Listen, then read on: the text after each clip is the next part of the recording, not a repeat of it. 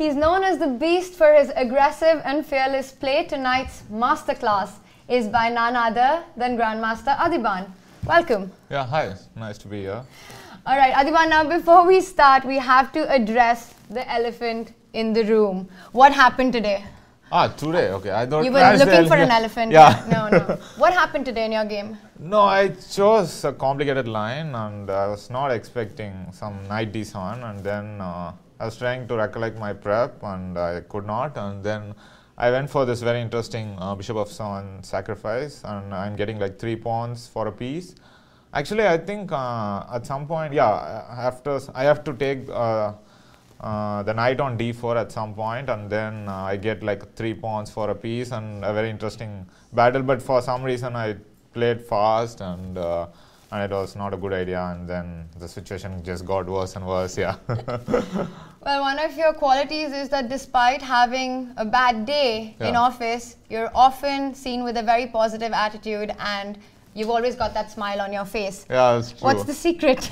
I don't know. I remember having like this is just one game. I remember having like a very bad day where I lost many games in World Rapid and stuff, World Rapid and Blitz, and then Vidit wanted to take a picture where I was trying to be sad, but I could not. I could not bring myself to be sad. No, it's just overall positive attitude, and just I know this is just one game, and I know it's not going to stop me, so I just don't feel sad about it. And also I feel like after every loss I come back even stronger. So yeah. Yeah, you're known for your comebacks. Yeah. Right, now, what do you have in store for us today? Yeah, this is one of my favorite games. I played with Sergei Tivyakov. It was a long time back, and it always had a special memory because he was one of the strongest players I had bet at that time. Okay, still is, because I think at the time of this game his rating was 2698, and also Sergei, I think he has been holding the record of unbeaten streaks actually, so he has been having that for quite some time, which recently was bet by Dingliran, of course, with his 100. But yeah, so yeah, that's why I thought it's an interesting game which I wanted to share with the audience.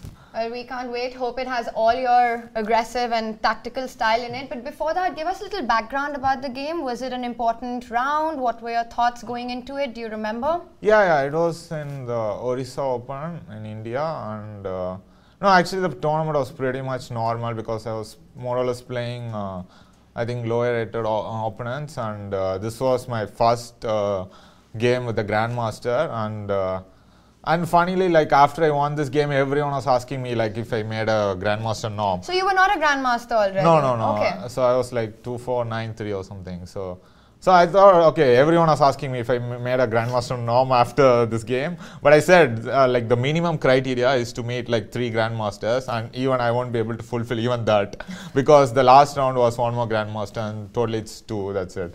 But still, it was a very nice game, and yeah, I think I was preparing till 3 in the morning, so it was like a crazy night.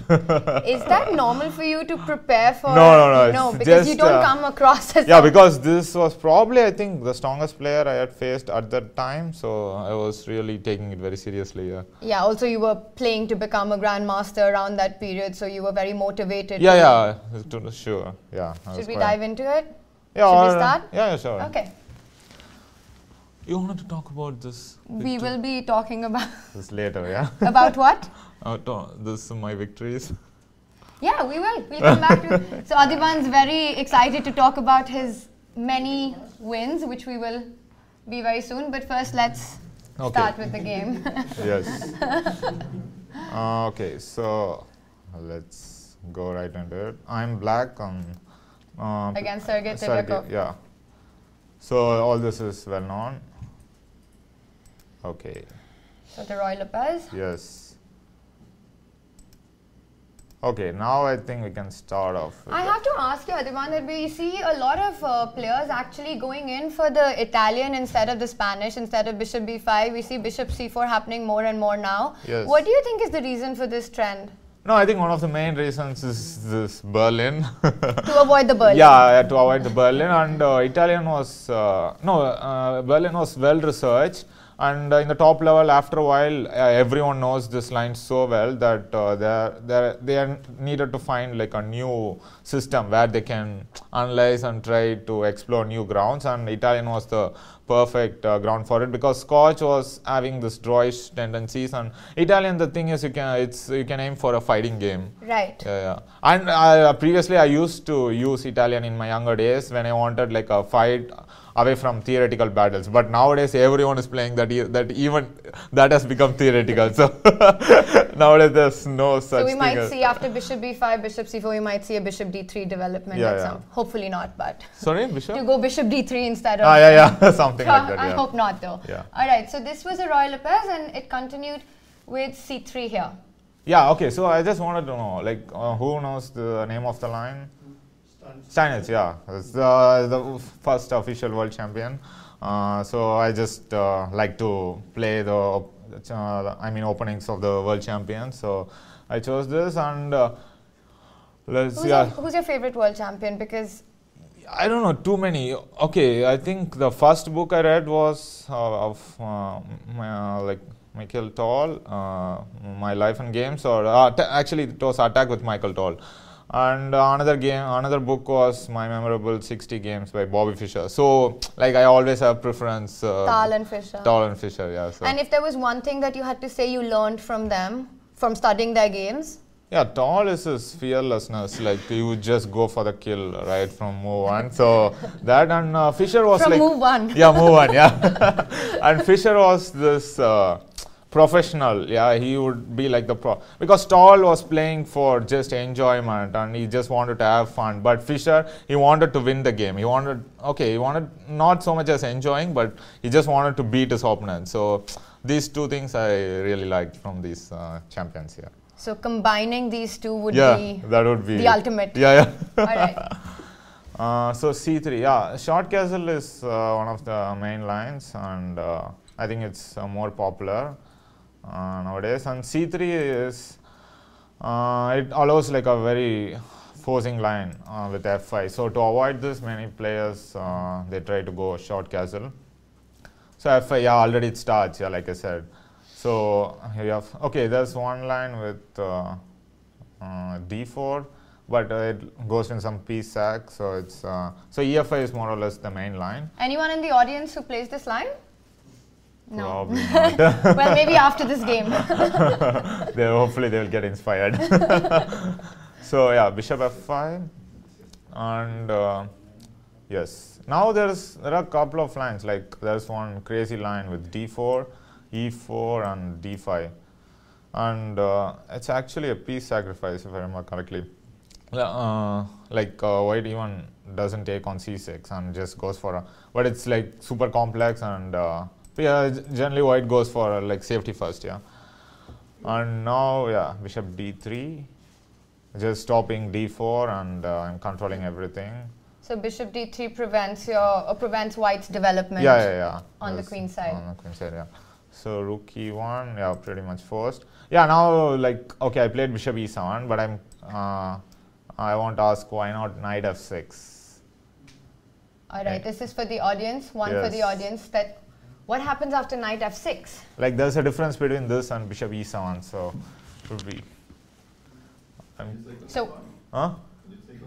I take on e5. Yeah, I think. Let's have that on the board. Yeah, so we have a suggestion of take on e5 directly, but probably takes back. So rook e5, but bishop e7. No, the problem is the pieces are not ready, yeah, for getting compensation, and also I just need one more short castle. Yeah, also one of the reasons I wanted to show this game is when I was taught chess, I learned these 3 golden principles of chess, which I'm curious if you guys know. While they think, why don't you tell us? Huh? Tell us while they're having a think. What are the 3 principles? 3 principles. Does anyone have a guess? Or they're still thinking? They're still thinking. No, but tell us a bit, while we have our audience giving this position a thought, how much of this obviously was part of your preparation, right, till now? Yeah. Okay. So do we have anyone or with any ideas in this position? 94. Yes, that's the one. Oh, good one. Yeah. Well done. That's the difference between bishop e7. So you the pin. Yeah, the pin. Yeah, so it's like a super like double pin. Yeah, so bishop a4 and rook e1. So this is the reason why black goes bishop e7 first to prevent this idea. So after knight d4, it's very unpleasant. I mean, I don't remember the exact evaluation, but I think yeah, it was not pleasant for black, if I remember. Right. Yeah, because queen d7. You've got queen f3 as well. Yeah, queen f3 idea is there. Yeah. Maybe have that on the board for a Yeah, moment. so queen d7. Yeah, and the pin continues. And there's yeah. attack on d3 and attack on c6. So it Yeah, gets. yeah. So e4, the problem is queen into just d3. Yeah, so this pin is still a problem. Yeah. Nice. Yeah, so knight f6. That's why I'm bishop e7. Yeah, I remember once it was in 2016. I think it was in Hasselbecken Open in Sweden, and the game was they were not starting the first round, and so we didn't know. Okay, we were a group of youngsters, and we had a lot of time, so we started analyzing this position out of nowhere. And Shiro came across our analysis, and he suggested queen b3. And he said this was his preparation from some time back. And did you use that in this game then? Or this was after this game happened? No, this was in like 3 years back or something, Okay. 2016, yeah. So just curious, like it goes something like this and queen d5 and it's like a mess. yeah, mess, yeah. No, I also This is a very typical Shirov position yeah, as yeah, well. yeah. And yeah, I played one game with Nils actually in the same system. Who is still playing this game, yeah. So rook e3, yeah, the point is, okay, he wants to kick the bishop and So white basically wants to get d4 yes, as soon as he can. Yeah, and the main line is bishop c2 actually. This is the easier way, yeah. So to take, knight f6 and d4, and this is the main line, and yeah, it's probably around slightly better for white or equal, yeah. So this is what I was more or less expecting. Yeah, but rook e3 actually had played some games, so I was kind of prepared for this. And did Sergey take some time for this move? No, he played quite fast. He played it fast. Yeah, okay. if I remember correctly, yeah. So and I was happy to get this e4. Yeah, so now why not knight d4? When you say you were happy to get e4, tell us a bit. No, basically like my preparation continues, yeah. So Okay, so you were still in your book. Yeah. And we've got Adhiban's trainer, Yeah, you wanted to see. Mr. Ubilava, joining us. You wanted to see. He's just making sure he's done a good job with Yeah. you. No, I thought after my game today he will not join. You ever. He will not join this. Maybe it's just the wine. Yeah. Yeah, okay, so the principles, the 3 principles of chess which I learned was capturing the center and piece development, which is what my opponent didn't follow and I didn't follow today. So always develop your pieces. It's never a good idea not to do it. And yeah, the third one is, what was it? Castling, yeah, king safety. Okay, so knight e1. Okay, so he's still planning to get rid of this bishop at any cost. Yeah, so now any suggestions how I continue? This is a very interesting position because black is not fully developed here, but neither is white on the queen Yeah, side. but yeah, I think somewhat black is a little bit better developed, maybe, I guess. Then white, yeah.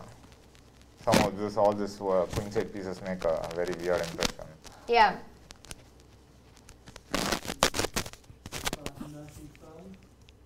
So we have a suggestion, sorry? b5. b5 followed by knight e5. Yeah, I think that was one of the moves I was considering. Let's have it on the board. Yeah. So we have a suggestion with b5 here. Yeah, but I think probably I can play bishop b3. Knight e5 was the idea. Yeah, and I think I can go here if it works. Yeah, but okay, it's still knight c4. I'm not at all sure what is happening. Maybe I think probably to take here, but then still ed3. Yeah, B5 is an interesting suggestion. Yeah, but for some reason it was... Bishop C2? Yeah, maybe just bishop C2, yeah. Takes and... Knight C2. Or queen C2. Maybe you want to go queen H5 or something. Knight C2, you have to still defend knight F6. Yeah, well, somehow I'm not happy. Maybe D4. Yeah, D4, but at least takes and short castle. Yeah, it's still game. So B5 is a reasonable suggestion. Yeah, B5 is reasonable, yeah. And B5, if I take knight D3, queen H5 check? Yeah, this is what I was about to suggest. G6? G6, queen D5. Yeah. Yeah, queen D7, I guess. Bishop D1. Oh, this is a... No, this is beautiful. Maybe bishop D3, yeah. And yeah, it's... Yeah, not enough. Because bishop D1, knight F6 is still possible, but now it looks... No, now it's still possible, but you can at just take a pawn and bishop E6 is threatened. Yeah, it's not a good position. Yeah, B5, no, I think the main problem is it weakens the light squares. So right. I was trying to find something more in the spirit of the position. To play in the spirit of the position.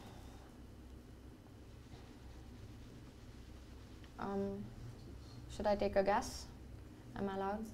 Yeah, but you can see. Oh yeah, you're right. I actually hadn't. You can see the game. It's true, but to be honest, I hadn't seen it until you mentioned it. But that was going to be my move. Yeah, okay. So you are crazy. So I assumed you would come up with that. So do we have another suggestion? Bishop G5? Yes, very interesting. again, yes. That is correct. Yes. So that's... Yeah, basically we are not going to allow them time to take this piece. Yeah. So now I remember it was some line with rook h3 and knight f6. Like basically like I'm going to give up this d3 pawn and go for short castle and try to go for some attack on initiative. But yeah, he played knight into d3. So this I was actually expecting. Yeah, because he had already played rook e3, so I was like I said, I was preparing for quite a long time. So once again, what did you have in mind if you just moved the rook? Knight f6, right? Just simply knight f6. Yeah, so rook h3, I think just knight f6 and I continue. And white's lack of development is very obvious in the situation. And if he just takes on d3 at the moment? So rook d3?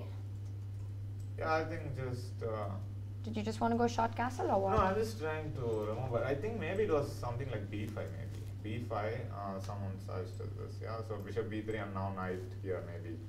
But again, it's super messy. And it was long back, so I don't really remember what But knight e5, this looks good, no? No, but I'm just not sure if bishop into g8, what is happening. Right. Queen h5 check. And g6, takes on queen h7. Yeah, it's... Yeah, but still, the problem is white is the queen side pieces are not playing, so it will take some time to come. Did he think for a while before he moved, or did he go for this exchange sacrifice really quickly? No, quite quickly, yeah. I think maybe I could have thought here, but somehow I wanted to play fast, yeah. So yeah, now okay, it's pretty much forced what I did. Now knight b4. Yeah, now the second question. Okay, now second. So now how to continue? And remember, this is Adhiban playing with black, so that's a big hint. And the first suggestion that comes is bishop f2, and it's obviously the right one. Yeah, just play like me, yes, that's the secret. Okay, basically like we don't have time to go back because knight into c6 is threatened and time is of the essence, so just we go for the attack. And yeah, now how to continue? Actually, in some ways, while you have a think, I mean, let's just see this position here. Yes. You would have had to see bishop f2 before. Yeah. It was simply because it's probably the only move in the position, right? I will tell you when my preparation actually entered. So we are still in your preparation. Yeah.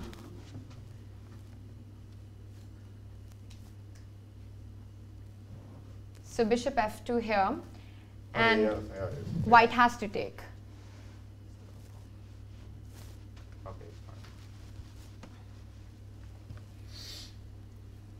All right, how do you follow this up? Yes. Who said bishop of 2? I did. So you have to continue. I'm thinking Mike fell.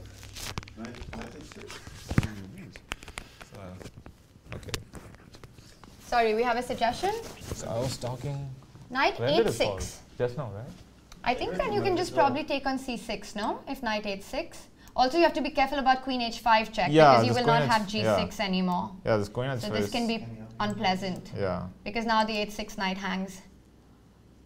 Yeah, it's like more or less the same idea, but I just changed the order of the moves. So queen h4 check first. So now he has to go king g1, and knight h6. This is little bit better than knight f6 for some reason. Now I'm trying to remember why. Yeah, I think just e7 is under control. Yeah, and you keep the f file open. So knight h6 is slightly better place than knight f6. So this is what I did. And yeah, he took knight c6. So the big difference with including queen h4 check is that the h5 square is under control. So your idea was correct. Yes, as always. Yes, Ooh. Exactly, yeah. Nice. So now they are thinking like me, so it's easy. So the audience just suggested castle. I have to ask where is that coming from? Just to get the rook into the game. Also because it feels like the only move. Yeah, actually we didn't really have an option, yeah. Because you can't really take on c6 because white after taking is just completely winning in this position, right?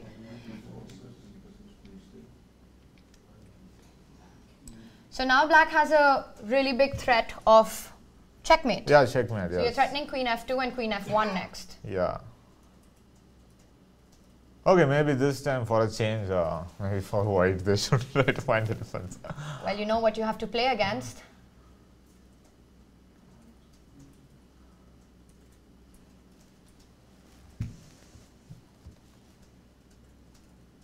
And you were still in your prep. Yes. How do you feel now? You know, there's been a lot of talk and controversy around opening preparation. The fans, at least, don't like it a lot because they feel that chess has become a lot about openings. As a strong grandmaster, it's not you can't really avoid opening preparation. How do you think it's healthy for chess? Yeah, okay, because now, for example, today I think I lost mainly because of opening. So it has now become a major part of our a career, and so we need to be always ready.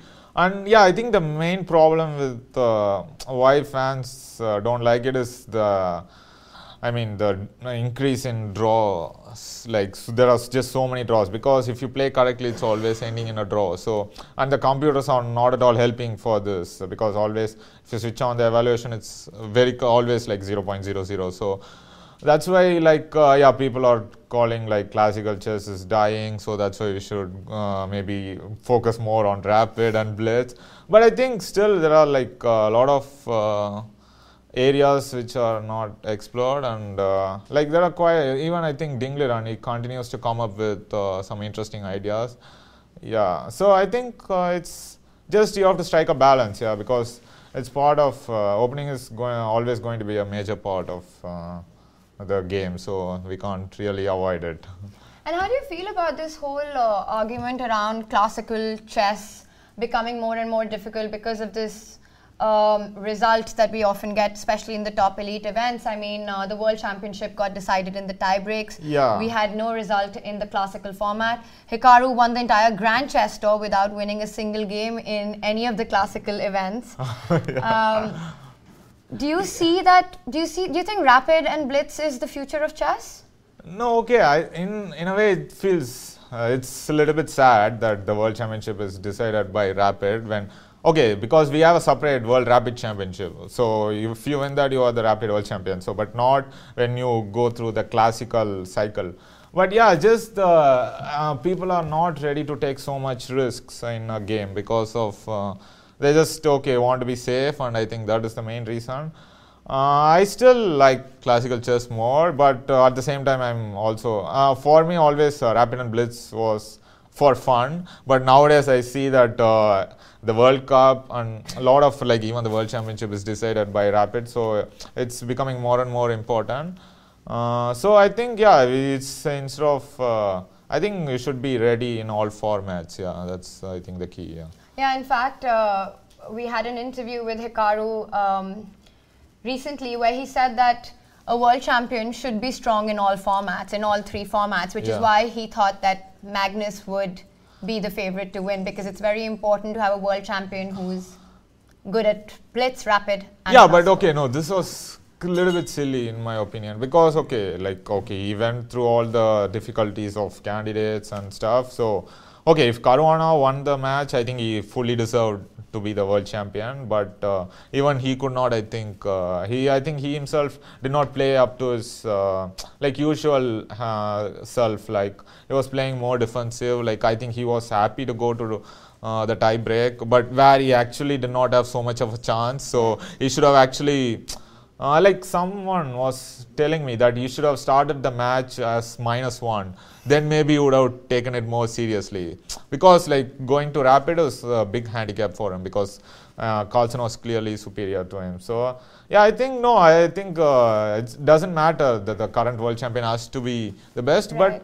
But there have been instances in the past where like I think Fischer was world champion in blitz, and also Michael Toll was like he was also very good in blitz. So in fast formats. Yeah. So I think all these world champions. So I think in a way it makes sense, but still you cannot discount Fabi for just because he's not good in rapid. Yeah, that's all. Right, but talking about draws with your style of play, that's obviously not a problem for you, because we often see... yeah, I always find a way to make it interesting. That's true. Okay, so coming back to these positions, any suggestions? You had quite a lot of time to think. Let's go for the obvious Queen E2. Yes, Queen E2. Interesting. Yeah, I think I wanted to just continue with Knight G4. Checkmate. Yeah. But okay, maybe H3 is... yeah. So, yeah, I think it was something like this, if I remember. And the idea is to play Queen G3 or to take on H3. So if he goes Knight E7 check here, you just move your queen? Yeah, this is the point, to just ignore it actually. And the threat is Knight and H3 or Queen G3, so it's really quite nasty. Yeah, this was actually, I think, what he should have played actually, if I remember. Queen E2 was correct. But I think what he did was wrong actually. He played H3. He also prevented the back rank with a different move. Or I think one more way was Knight E7 check. Just to distract the queen. Actually, during the game, I think I would have taken it. But later on, I found that King H8 was actually even stronger. The same idea, like just ignoring and going for the attack. Yeah, basically, I think, no, the line is like, in old, I can now tell you, in old annotations, it shows as clearly winning for black. But okay, the computer doesn't exactly agree. But probably the computer at that time was only claiming it as slightly better for black. So that is the assessment of the position. So event H3. Yeah, so now I think it's interesting for black how I continued. So another question for our audience, how to continue the momentum of the attack? I mean, let's just, if you actually take stock of situation, you've got, he's got 3 pieces for a rook at the moment. 3 pieces, yeah.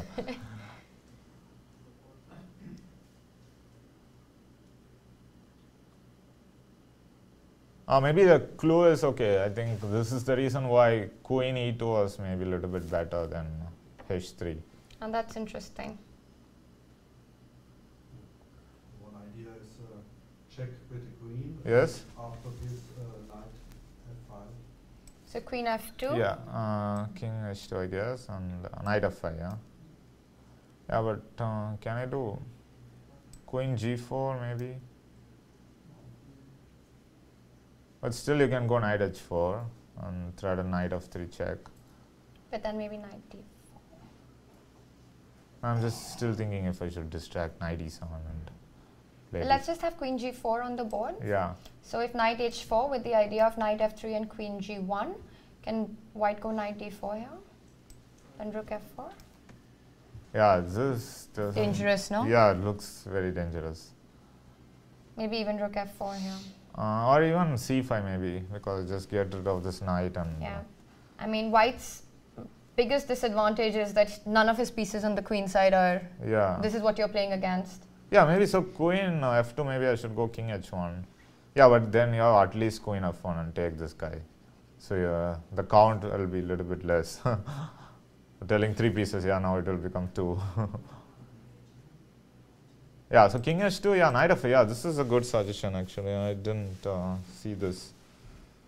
So your threat is knight h4. Knight h4, yeah. So can white just go knight d4 right now? You'll anyways go knight h4, and can I go?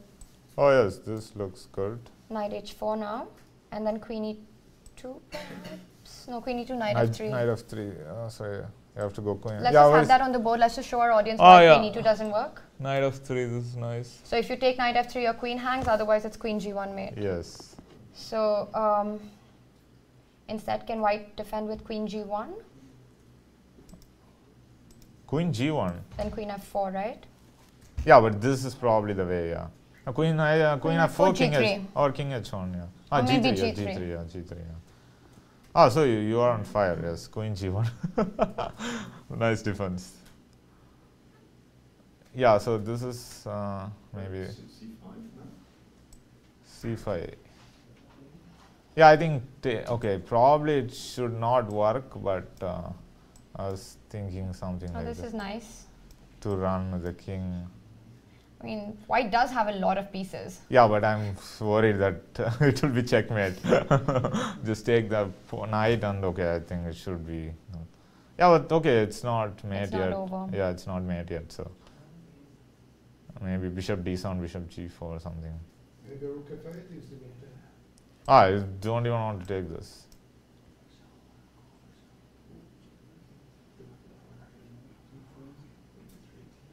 Yeah, okay, so I have to give everything. No, why can't you go knight e6 here? Yeah, I think he wanted rook f6. Then d4? Okay, you want to do this. Okay. I wanted to go... Rook f5, yeah, and g6. Yeah, but I think same d4. So, yeah, bishop g5. No, okay, I just want to give as much pieces as possible and stop the checkmate. Yeah.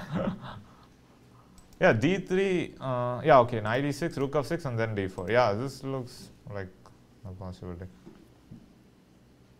Yeah, somehow it's not working. And maybe it's even stronger to include bishop b3 check so that my knight on e6 is defended. Yeah, but anyway, he can't take. He can't really yeah, take, so that's bishop right. b3, so. b5. Yeah, so maybe it is better to, yeah, rook f8, maybe, yeah, bishop b3 check, and then knight e6, yeah. And then you get your d4. Yeah. Yeah, it's Some rook f1 maybe? yeah, knight a3, like, I'm just trying to save everything. Yeah, too many pieces. 4 pieces for a rook pieces. might just be too much. If there's no mate, yeah, it's not enough. Yeah, so this was, yeah, interesting line. Queen f2, king h2, knight h5. Good suggestion, knight f5. Yeah, so Any other suggestions in this position? h3.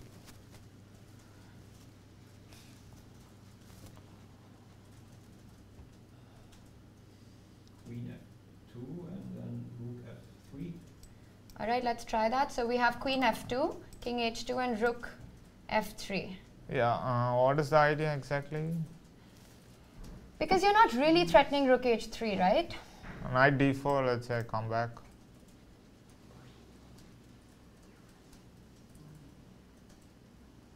Yeah, and white will... Yeah, I think somehow save we're just everything. defending badly. I think black has got a massive material problem going on. So No, he okay, has but he has no risk, I think. He can always make a draw with Perpetual, knight yes. g4, like takes and queen check, and he can repeat. repeat anytime he wants. So he's now having any problem. Yeah, so queen f2, yeah, is good suggestion, but I'm looking for something more forcing and more awesome. More awesome. No pressure, just more awesome. Rook f2. Yes, yes. Oh, nice one, Ashley. So the clue was good, yeah. So yeah, just as they say, bring all your pieces to the attack. So, and yeah, I'm stopping all this queen e2 and all this stuff, and I'm threatening queen g3. So your immediate threat is queen g3. Yeah, queen g3. And there's no way to defend the mate. Yeah, he actually found a very interesting way to defend against it. No, I mean in this position, if queen g3 is on the board, it's over. It's over, yeah. All right, let's try and come up with a defense. So you have to think of something against the idea of queen g3.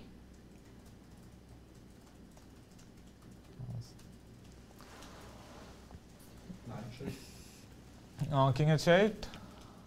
Knight e7. So let's have that on the board. So we have a suggestion of knight e7. Yeah, knight is king h8 and no weapons. Okay. Let's anyway have it on the board. Yeah, but it's the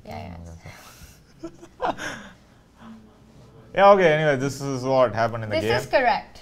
Yes, this is good. So But the big question is now what? it's the theme of overloading the queen, yeah. So knight e7 I can't take, so king h8, yeah. So now Just have that on the board. You have to just have that on the board. It's so there, yeah. knight e7 is important because queen e7, your rook is you cannot take, yeah. rook is attacked. Yeah, but anyway, I was in this game. I don't think I was ever planning to take back. So you really didn't care about the pieces in this game. I was just going for the majesty, king. So still a very big threat of queen g3 on the board.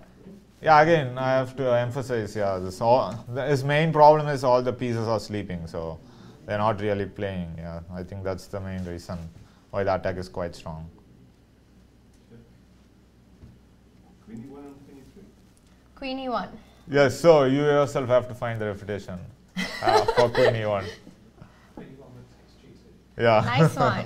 So queen e1, let's have that on the board. Yeah, Queen e1 unfortunately doesn't work. Yeah, this was my point actually. So yeah, play so till the king end. g2 And you lose the queen. yeah, actually materially it is not doing so bad, but the problem is again the king. Like, okay, if you try to play knight a3 and I bring the last piece, and okay, after rook f2 it will be checkmate soon. So Right. yeah, so queen e1 doesn't work. Yeah, doesn't work. So what again? Bishop c2 on the board. When now, yeah. Yes, bishop c2. So the coach has the student stumped. Yeah, yeah, maybe bishop. Yeah, no, but probably bishop c2. I didn't think actually. Yeah, maybe it was possible. Yeah, bishop c2. So I guess I should continue bringing all the pieces. rook f8. Yeah. And rook into g2 is a threat, yeah? Yes, rook into g2. Yeah. It's a big threat. Really sharp today. Huh? Very sharp today. Thanks, Adhiban. All this training with Lawrence, helped, I think, doing commentary.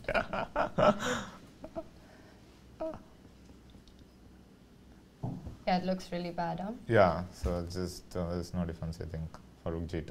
All right, so any other... Knight f5 played over. Rook takes g5 directly. Knight Now. f5? Knight f5? g4. Uh-huh. That's an interesting idea. Yes, this is once again stunned. Yeah, but I think I'll play rook f5. Anyway. Yeah. And okay, guys, what is the threat? King is in h8. The So threat, you're asking if it's black to play here, what yeah, are you threatening? what I would do. All right, so imagine actually- black to play. Yeah, I just it's yeah, I think it's quite interesting. But I'm not sure if it works. I think it's all. Yeah, it's good. I'm really confused. No, I was hoping it would end in main, but it's not because king has shut there. So I mean, you're whispering, but you do realize the online audience can hear you.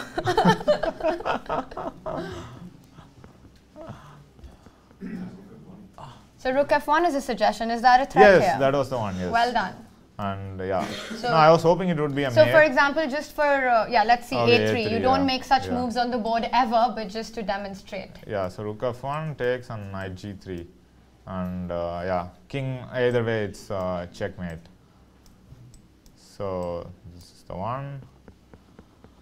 So yeah, rook f8, and yeah, if he takes knight h4 and x-ray, Rook I g2, protect- rook yeah, f1. So it's just And actually, even with all these pieces on the board, there's just no way to play against rook g2, rook f1. yeah, next. there's no defense. Epic, yeah. Yeah, so there's I think probably only one more left to defend actually. So we have to defend the g2 pawn. Yes.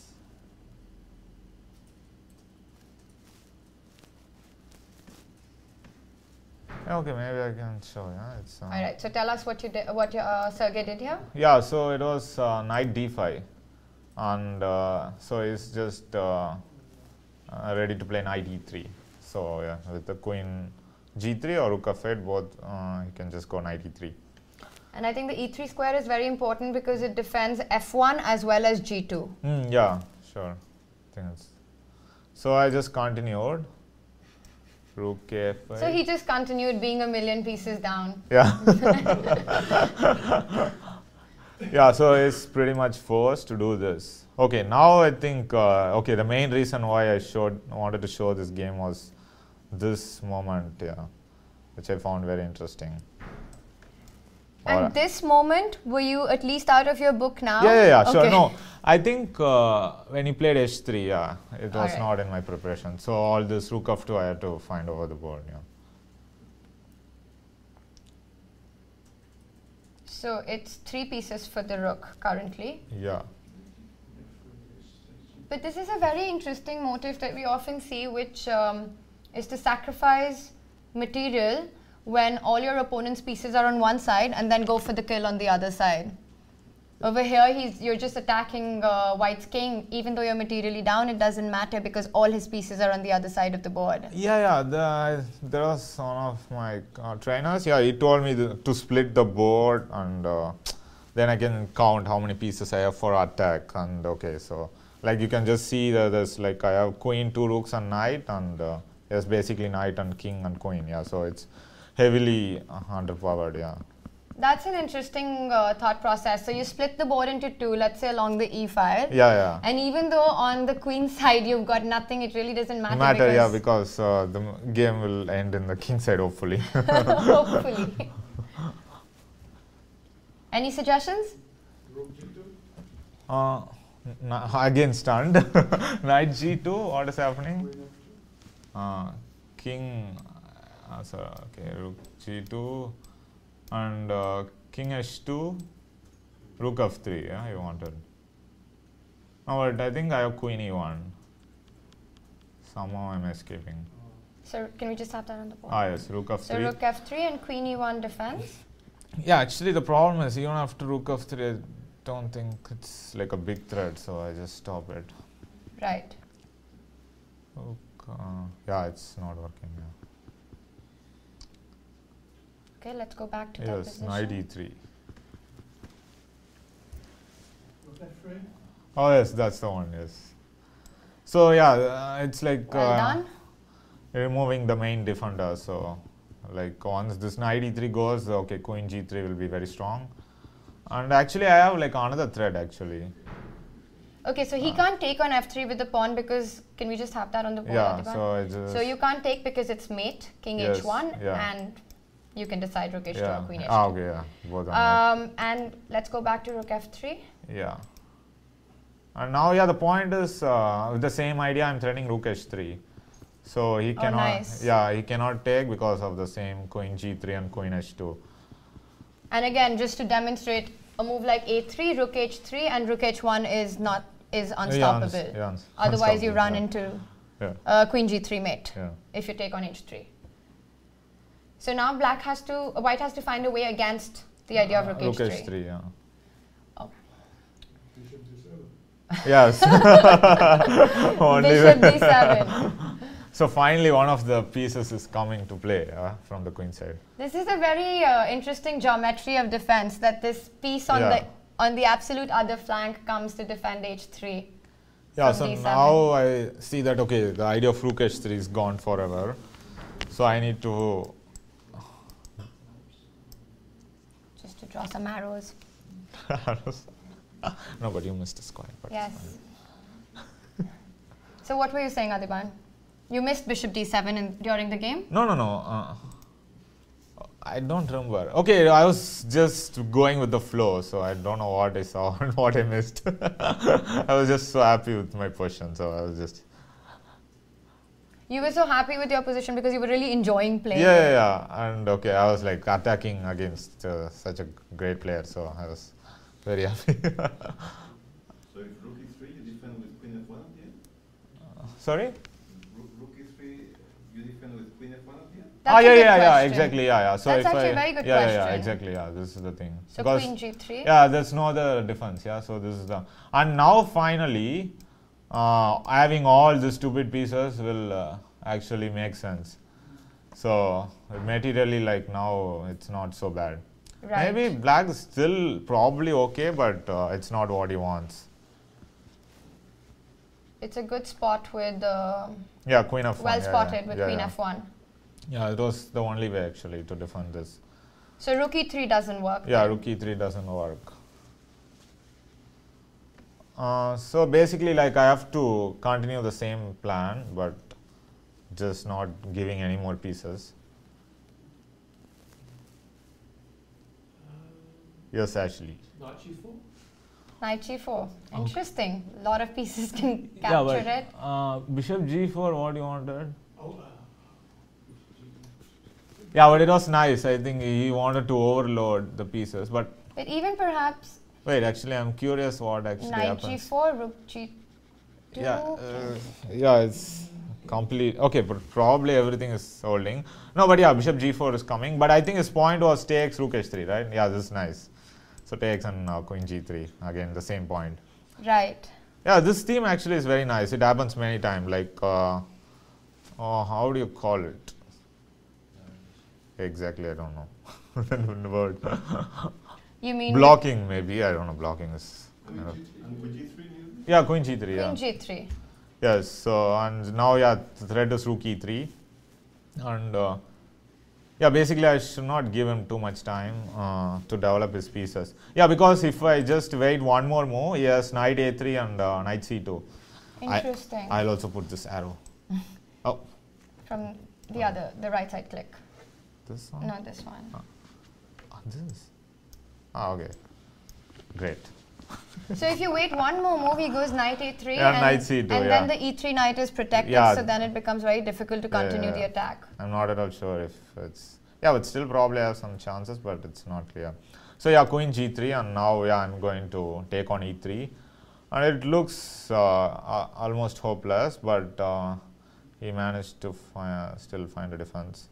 Actually, in such positions, tempos and every move really Yeah, does counts, count. yeah. You have to keep the momentum of going, the attack going. Yeah, there is, giving up all the pieces will be for a waste. Yeah. So any defense, what's your defense with white? Queen f1? Queen f1.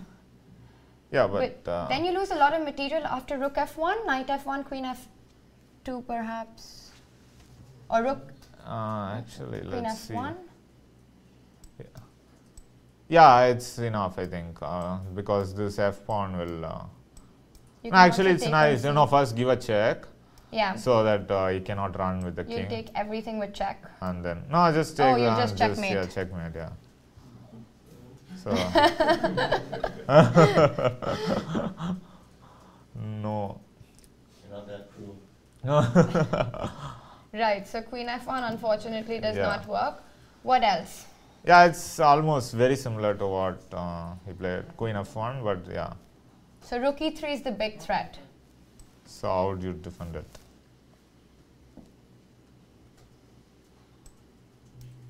No, actually here, now I remember, I actually thought the game was over, but he managed to find a defense actually. Find a resource. Queen e1? Oh yes, Peter. And the producer of, Yeah. Yes, of the show, Peter. queen e1. Well done, Peter. The only move to defend. Huh? Yeah, rook e3 and queen f2. Queen f2, rook e1.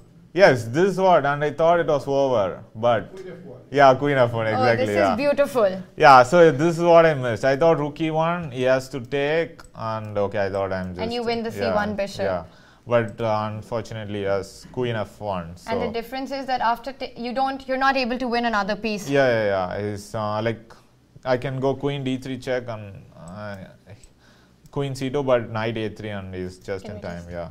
So queen d3, king f1. And knight a3 Knight just a3 in time. just in time. Yeah. So protecting everything. Very interesting. Yeah, this also looks quite nasty, but somehow there's no clear way to proceed. And Okay, all the pieces are gone, so I just have like a knight left. So which will take another move to come into the game as well. All right, so let's go back. So queen e1. Queen e1 was correct, but rook e3 doesn't work. Yeah. So now, okay, I'll give a clue. So, okay, I think all my pieces are playing quite well except one piece. So, I hope you don't mean the king. it's too early for that. Do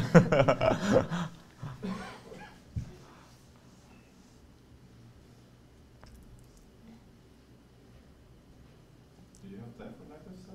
Yeah, this is what I did actually. Because the problem is he's kind of stuck, yeah, on the king I side. have to say, we've got some very impressive players in the audience. Well done, guys. Yeah, knight f7 was really cool actually.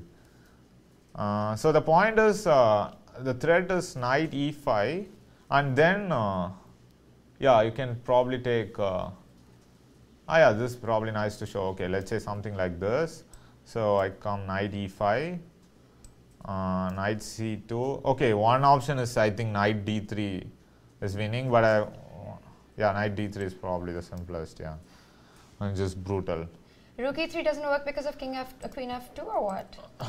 Probably queen yeah. f2, yeah? Queen f2. Ah, but knight King f1? Yeah, it's just barely surviving, yeah. Queen h. No, yeah. but I think it's Yeah, too just much. take on e3. Yeah, too much. We are forced to make a draw probably with this, yeah. Right. Yeah, so I think, yeah, I wanted knight d3, I guess, here. Knight d3, and yeah, that looks really strong because the queen doesn't have... Yeah, queen doesn't have... The point is that queen can't go to d1 because now you just take on... No, actually, I think probably just knight f4. You can't take on g2 in that position? I think also I can, but... Knight g2, queen f2, king h2, knight f4. But rook h, queen g1. Or knight e3 maybe, yeah? Queen g1, yeah? Knight. No, because this- bishop on this- d7 yeah, this bishop is on very d7, annoying. yeah, very it's annoying. defending the h3 pawn. That's... No, but queen d1, I'm pretty sure you can find a nice mate. Or maybe not. What about rook f1 here? Knight f1? Oh, sorry. Yeah. No, that's... No, okay, I think just knight f4 and rook g2 is really unstoppable. Right, because if knight e1, you just take rook e3. Yeah, just... Or even rook f1. Oh, no, you have to take rook e3. yeah, rook e3 and finally it crashes, yeah. Right. Yeah, so knight a3, yeah, so he cannot do, so... Okay, he wanted to prevent this knight e5 at any cost, so he played d4. Yeah, but now there's a major flaw with this plan. And now one of the lines which was not working before actually works. All right, so while the audience has a think, Yes. seeing this game, I now understand why Vishy Anand said that you're such a risky team player and having you on the team is just, you know, things can get really crazy and chaotic. So it's your style of play, yeah? This is very normal for you. Yeah, I just, yeah, I think I was like a very bad team player at first. I think because of me, many times like my team did not win a medal. But now, yeah, the things have changed and now because of me, my team is winning. So, What do you think has been the shift? Shift is basically I stopped losing in team events. I think that is the main reason actually. And okay, because in team events, it's not just you. Like if you, actually one of the reasons why we got a bronze medal in 2014 was we were never losing any of the matches, and at some point some guy would somehow win, and so as long as you are not losing the match, okay, so there's always a chance that you can win the match, like one of your teammates will win and you can eventually win the match, yeah. Talking about not losing team matches, it wasn't the case on the night of the Battle of the Sexes, huh? Yeah, that was very sad, yes. Yeah, I still have nightmares about that DC3 move which I played. So that's when the women team won against the men team. Yes, but I think it's like a tradition, right? They always beat us, if I remember. No, actually, last year it was the men team that won, and I think the year before that as well. Brian said women have won twice in history. And once was last night. Yeah, That's what he said. Yeah, but I have been here 3 times, and I think 2 times I was here probably. Both, maybe those were the 2 times that the women team won then. Stick to Olympiads, Adhiban. Yeah.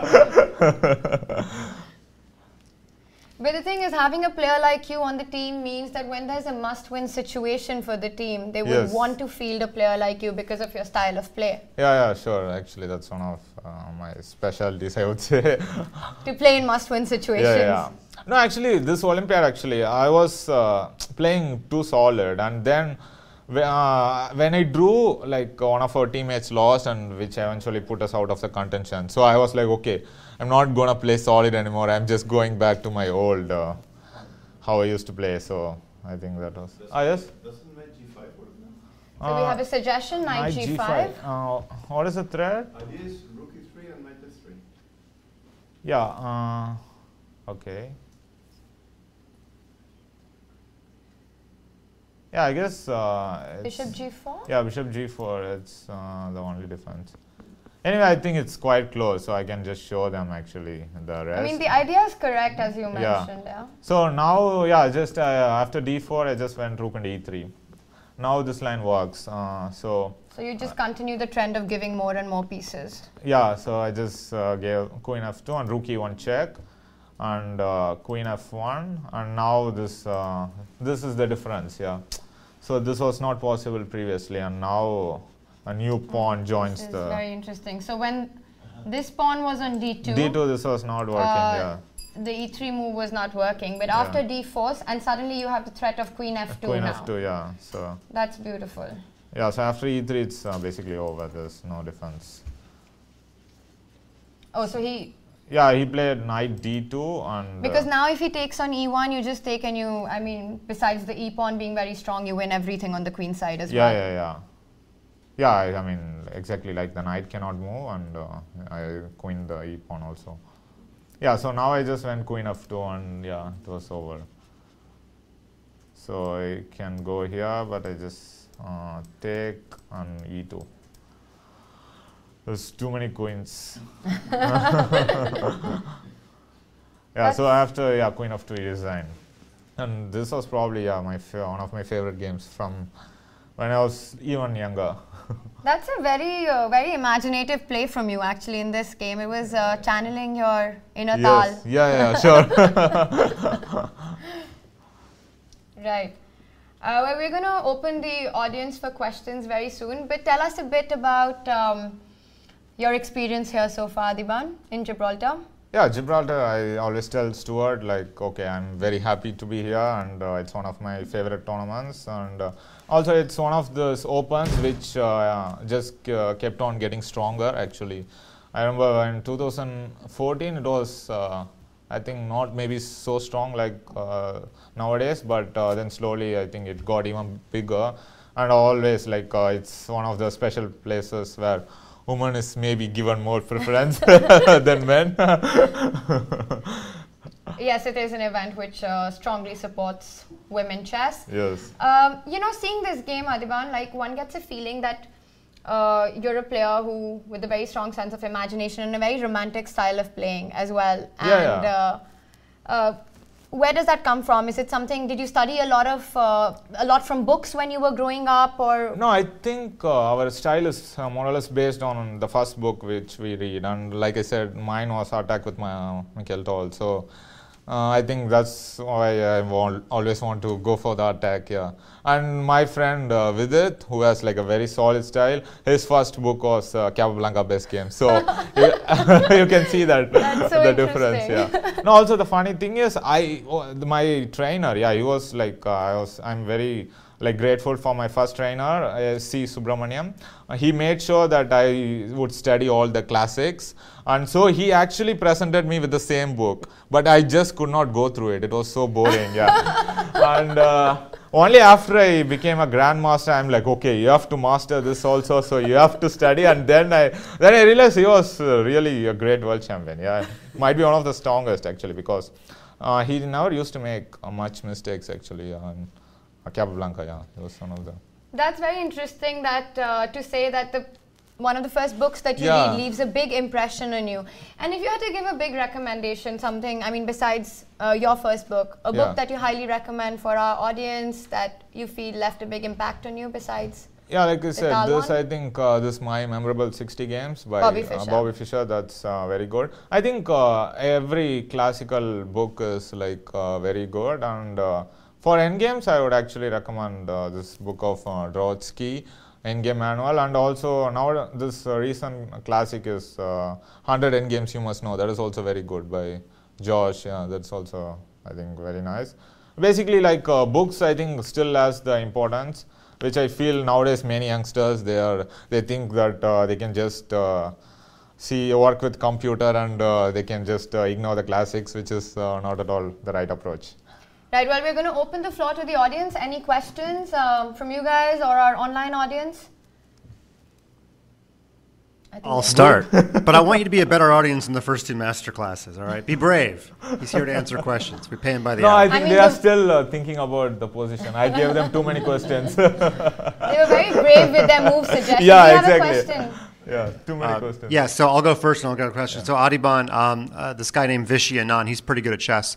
But tell us something you can absolutely crush Vishy at. Any sport, game, or activity. What's something that he has no chance against you at?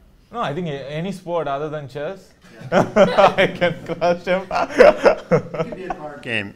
It could be an eating competition. Any sport other than sport. chess. Oh, okay, that's your answer. Okay, that's my answer. But you have an interesting story about Vishy as well. I remember. Could you tell us? Okay, he is going to kill me for this, but okay, yeah, probably I will receive a message right now. Okay, my place. Once you come back to Chennai, let's meet. You would probably say. So yeah, there was this interesting story that you had about how he was someone you really looked up to, and then from there playing in the same team with him and playing against him. Can you tell us about that? Yeah, I think the chess in India is so popular because of him, and everyone when we are younger, we wanted to become like him. He was our hero, and personally, I'm very grateful for him because. In spite of winning all this world championship, he used to take the time to actually interact with us, and when I used to win a national title, my first open national title, he would send me a message, and when he became an international master, he invited me for a dinner, and so I remember my first time I was just sitting next to him, I just could not speak for the first 10 minutes. I was just so stunned. Okay, I'm usually very talkative, and no, you don't say. But the first 10 minutes I was just staring at him. I was not talking anything. I was just in awe, and just I think he just takes a personal interest, and I'm very grateful for them. And I think he's one of the major reasons. Myself, and all these youngsters from India are coming up here. Yeah, I think he's the big reason. He showed his 6-move loss at BL 1988 on the air today. So he lost in 6 moves against Alonso. So he's going to kill us first. Yeah. No, I know the reason why. Yeah, I know the story. Yeah. We told it already on there. So we have a question from the audience.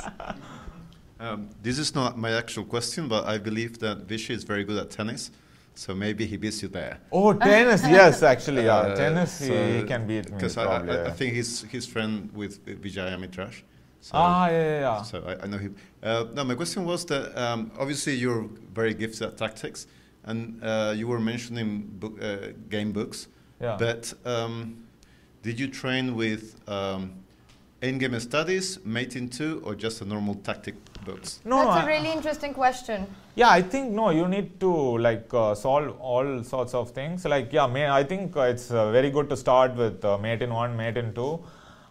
Some of my friends still have problem with that, so why are you looking at me? No, not you. I just wanted to mention Vidit got checkmated twice in a row. So in maiden 1 he missed.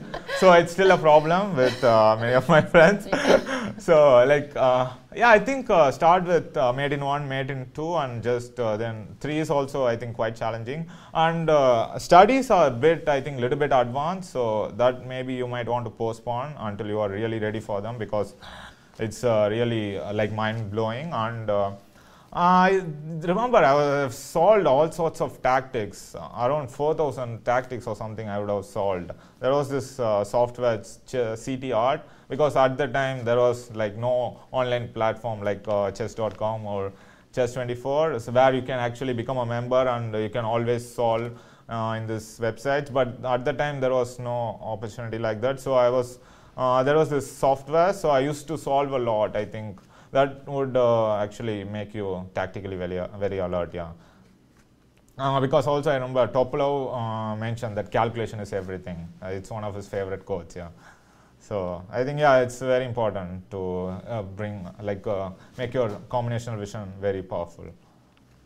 Now, Adhiban, I know, before we go to the next question, I know that you really enjoy quotes, and you have you have a thing for quotes. Tell us which would be the one quote that you live by, or live by, or something that has left a big impression on you.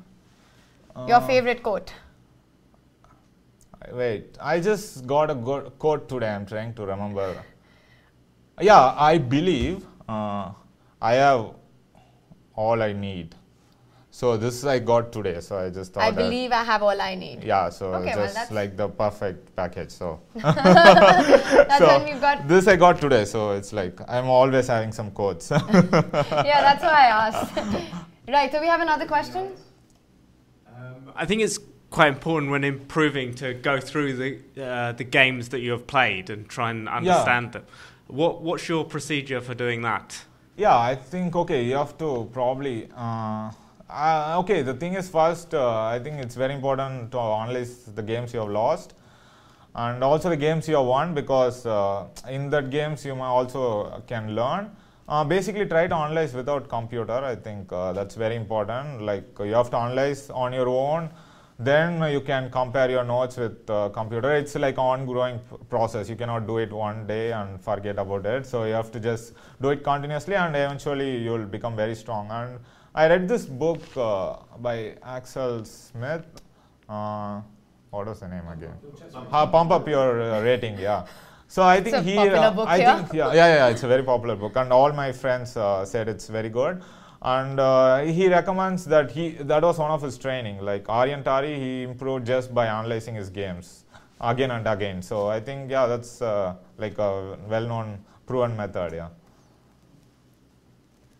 All right, do we have any other questions? Mike? Adhiban, at the Olympiad in Batumi, I felt very good because there's a couple Indian restaurants, and the one I walked into, the entire Indian national team was there, so I knew I had done well. But my question is, have you ever played a tournament where there's just no Indian food anywhere to be found in that city?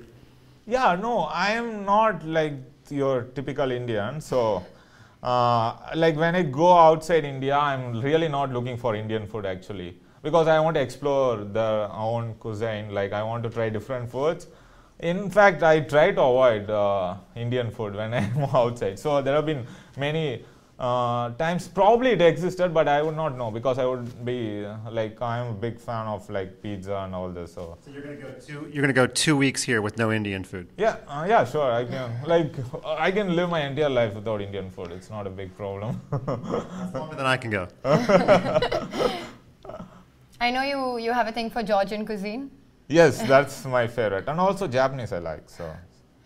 Talking about Georgian food, I know that you also had an experience of training the Georgian women team for an event. He has left. Yeah, okay. It was because of my trainer, Ubilava. He suggested that, okay, maybe it would be interesting to train with the Georgian women team, and okay, I thought it would be fun and quiet. And they actually had a good performance. Yeah, and I just asked them which is their best performance so far, and they said a long time back they had won silver, and before that maybe bronze. So I thought, okay, silver if they I think got silver in this European teams. So yeah, it was overall nice experience, and I had fun. Right. And someone said I was a very lucky trainer to work with all these beautiful ladies. Any more questions from the audience? Peter, anything from online? Probably not. Also tell me, Adhiban, we have so much young talent coming from India. We've got Pragnananda, we've got Nihal, now Gukesh. Gukesh, yeah. What is your opinion on their play, and tell us a bit about your thoughts on that? Yeah, I think, somehow we have this culture, yeah, and there's always tournaments going on, like every weekend there's some tournament going on in Chennai, especially, so... Chennai is where you're from. Yeah. So, and that's why there's no abundance of talent, and somehow, yeah, I think we are just well versed for chess from the beginning. And right now, I think Gukesh is showing a lot of promise also. I don't know, if I have to pick, I don't know, it's kind of hard, but I think all these youngsters really have a huge promise, but it's very important that the next phase is going to be very difficult for them, and they need to prove themselves, and I'm in a way, if I can help somehow, it would be nice. Yeah. Vishy was helping me. Right. No, they're extremely talented, but I also feel that, talent is not rare, but I think they also have this ability to work really hard and this passion for chess, because I always see them, they're playing a lot. And yeah, Nihal, for instance, after finishing a tiring tournament like the Isle of Man, he was playing online till 5 o'clock in the morning, some blitz. So yeah, these kids, I think they are they are fully into chess, and even their hobby consists of chess. So I think, it's all basically they are very hard workers, I think, at such a young age, and I think they have a good support system, and it's very important that your family is supporting you. And when I was growing up, there was literally no pressure from my parents, and which is very important, because nowadays many kids never reach their potential because they have too much pressure from their parents. And if you are afraid when you are young, then then I don't think there's much hope for you. Yeah. When you get older, all those things become even worse. So yes. When you are young, you have to be ferocious, and you have to go for the kill always. And all these kids are just like that. So yeah, they don't fear anyone over the board, no matter who they're playing against. Yeah, I remember in Reykjavik when I was playing, everyone's concern was not to play against Nihal and Prag. They were happy to play with me or Rapport, or they were not scared of us, but they didn't want to play with those kids. This is the year that you won Reykjavik. Yeah, this is the year. Yeah, and I have to thank you, of course, for bullying me to going there, because I did not know what tournament to play, and it actually marked my year very well, actually. So you're welcome. Yeah, thanks. Okay, I have to ask you, because this is something that I also as a player struggle with, and I'm sure it probably resonates with a lot of us here. When we've had a bad day or a bad game or a bad tournament, yes, it's really difficult to sort of get ourselves back up there the next time or the next tournament. What would be your practical advice? I mean, it's easy to say to keep a positive attitude and to keep smiling, but what would you advise us to do to be able to give our best for the remaining rounds of the next tournament? No, okay, personally for me, I have this one question I ask myself after I lose, or when the things are not going so well. I ask myself, is this going to stop me? And the answer is always no. So, okay, if this is not going to stop you, then there's no reason that you should be affected by it. And I like that. Yeah, so, and the main thing is, okay, just you have to just keep removing everything. For example, okay, how would the people think? A prestige, okay, you lost the game, okay, it's how the outside world thinks of you. This is what people find it more difficult to cope with. They're everyone is thinking that I have lost, they think I'm a bad player, all this. You don't need such things, you just have to play for yourself. I think that's very important. And I think I also had this phase where after a loss I would also lose the next game, so it became 2 in a row, which is not one. But yeah, slowly I think the major thing, I just stopped caring about how the outside world would think, and I stopped caring about the rating, and just remove all these unnecessary elements, and then I think you'll be fine. Yeah, just just to have hope for the future. Yeah. That's very interesting because I think Magnus Carlsen also said something similar to that, where he said that he doesn't really care about what people think about him or what their opinion is, and it's not important. Yeah. Okay, but he maybe takes it a little bit extreme, but he says that, okay, I will never listen to anyone. Okay, so that's maybe a little bit extreme, but yeah, the concept is kind of similar, yes. That's interesting. All right, anybody else with anything? Okay. Well, thank you so much for your time, Adhiban. That was a very, very entertaining game and a great conversation. Yeah, learned a lot. Yeah. And wish you all the best for the remaining games. Yeah, thank you. Thank you. Yeah, thanks. Thank you for joining us.